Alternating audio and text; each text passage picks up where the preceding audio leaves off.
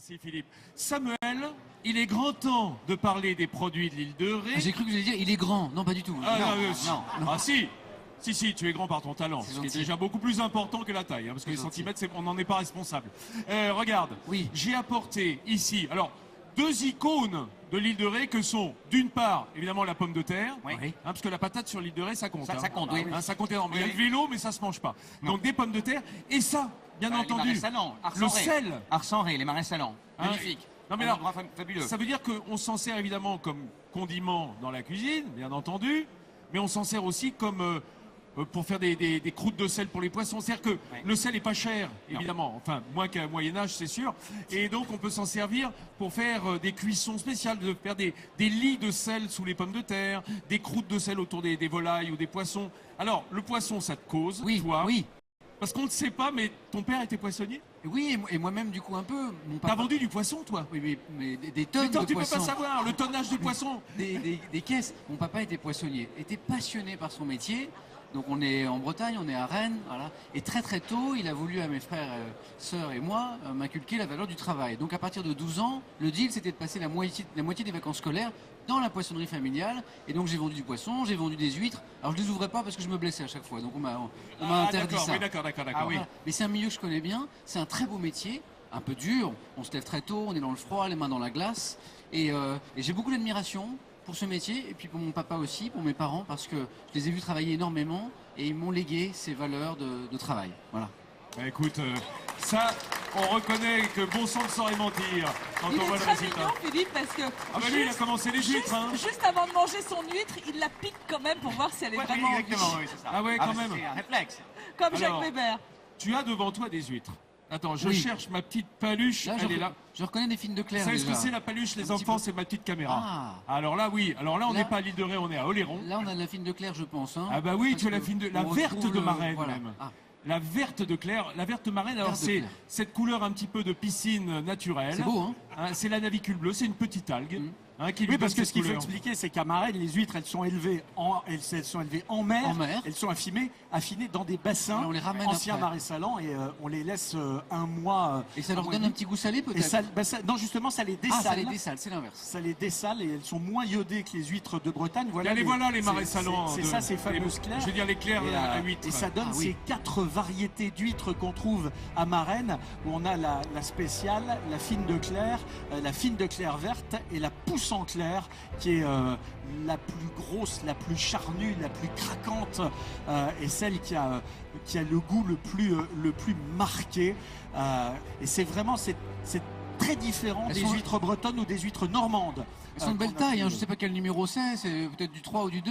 Alors justement, je crois qu'à Marraine, ils ont évacué les problèmes de Ah. numéros Ah, ils- pour oui, faire des absolument. crus, à la différence des autres Ah, ah. terroirs d'huîtres. En tous les T'as cas, vu elles mon sont Jean-Cel, délicieuses. celle que j'ai Délicieuses. devant moi là. Ça, c'est Regarde, c'est magnifique. une sorte de mannequin chez les huîtres. C'est une pousse en clair, hein, ça, hein. C'est Oui. une pousse en clair, C'est magnifique, absolument. ça. La pousse en clair avec sa couleur légèrement noisette, qui est affinée un peu plus longtemps que les autres dans une eau assez douce et qui va évidemment la libérer de son sel et forcer sur ses arômes noisettes. C'est une merveille. Une On ferme, merveille on absolue. ferme Viens- les yeux et viens- on a viens l'impression voir, d'être Vincent. en bord de Comment mer. Je te la donne celle-là. Non, je voudrais voir un truc. Voilà. Alors je voudrais rassurer Églantine et Meillet qui est de l'autre côté du salon. On va te garder des huîtres, hein, Églantine, Ah, parce que quand je même, sais qu'elle voit merci. partir les huîtres. À une rapidité. Je te propose, si je te garde une huître, tu me gardes une chèvre, les amis. On va se retrouver en plateau avec d'ailleurs des produits qui commencent à fournir cette table qui sera notre banquet final. Vous en avez l'habitude, hein, sur Midi en France, on a toujours un banquet à l'heure du déjeuner, bien entendu. Samuel, hein, Philippe. Philippe, il a déjà pas mal tapé.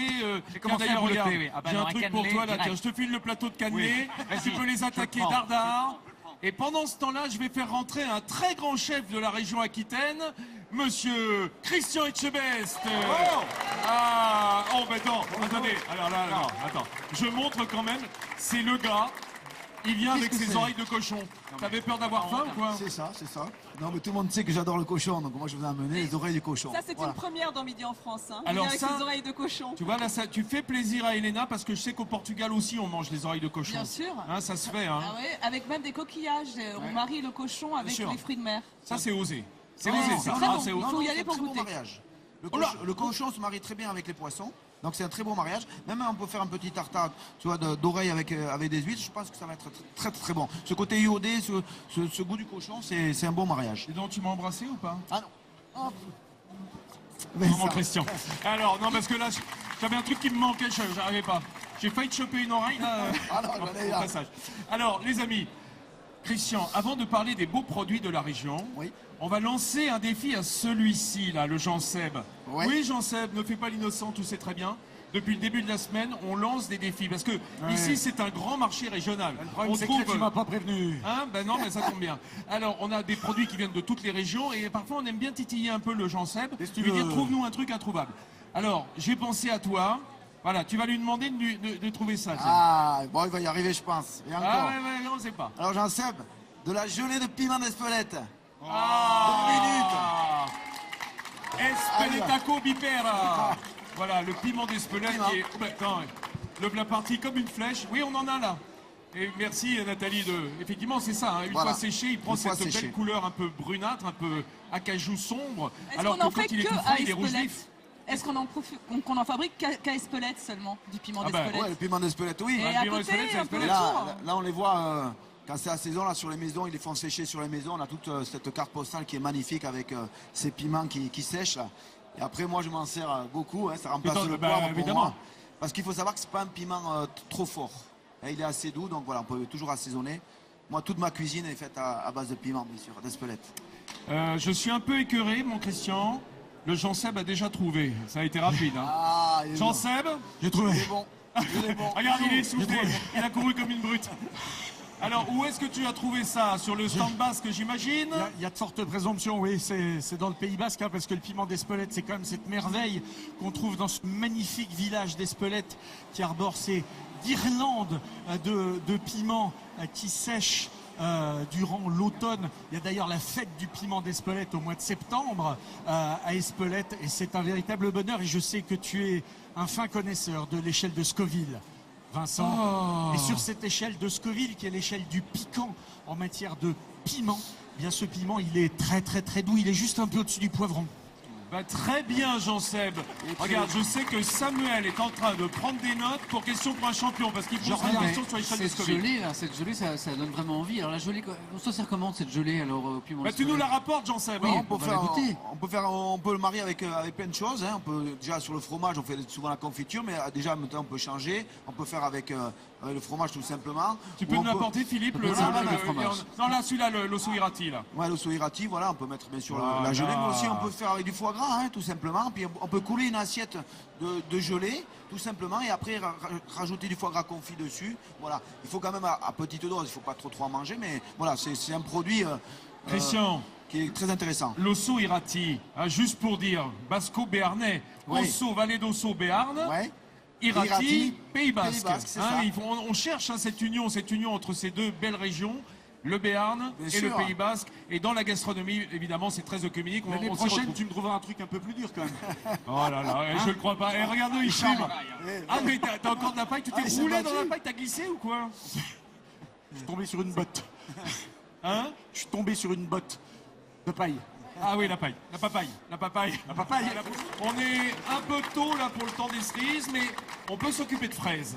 Alors, ce sont les effets un peu dramatiques hein, du réchauffement climatique. Je vous rappelle, c'est tombé ce matin. 2,6 degrés de plus cet hiver. 2,6 degrés de plus par rapport à l'hiver. C'est incroyable. Alors, les effets positifs, c'est quand même que les gariguettes du Lot-et-Garonne, puisqu'on est en Aquitaine, les gariguettes lot-et-garonnaises sont en avance de 15 jours. Ça, c'est juste pour vous inviter à manger des fraises. Hein. Profitez-en, on les attend toute l'année. On est content quand elles reviennent. On va pas bouder le fait qu'elles soient là 15 jours en avance, hein, les fraises. T'as mangé une fraise? Je vais la manger, ouais. Ouais, te gêne pas, Christian. Bien entendu. Et regarde, Il y a du goût, il y j'ai a un autre il y a produit encore qui un va tout te petit faire- peu d'acidité, il n'y a pas trop de sucre, mais c'est Bah non, fabuleusement non, bon. c'est l'avantage de la gariguette, elle est acidulée et ça accompagne fort bien nos petits desserts de